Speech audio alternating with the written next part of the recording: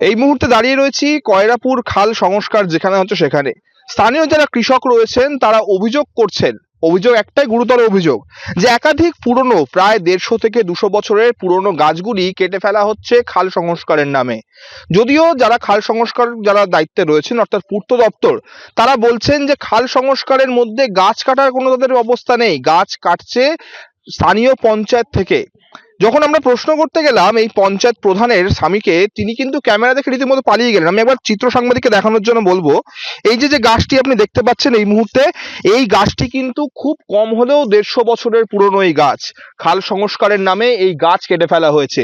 শুধু এরকম একটা গাছ নয়, এরকম একাধিক গাছ, প্রায় খুব কমের মধ্যে স্থানীয়রা বলছেন যে 150 থেকে 200টি এরকম পুরনো গাছ কেটে ফেলা হচ্ছে খাল সংস্কারের নামে, যাতে এই খাল সংস্কারের নাম করে গাছগুলি কেটে এই যে খাল যে সংস্কার হচ্ছে তার তলায় গাছের গুড়িগুলোকে ঢুকিয়ে দেওয়া হচ্ছে এবং সেইখান থেকে মাটি কিন্তু চুরি হয়ে যাচ্ছে। এরকম একাধিক অভিযোগ করছেন স্থানীয় বাসিন্দারা।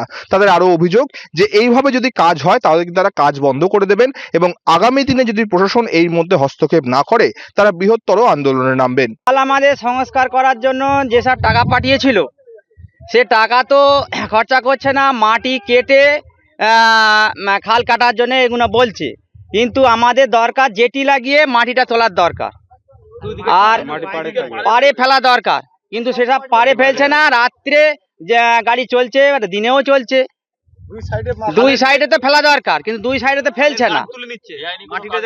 বেআইনি তো পুরো কাজ হচ্ছে।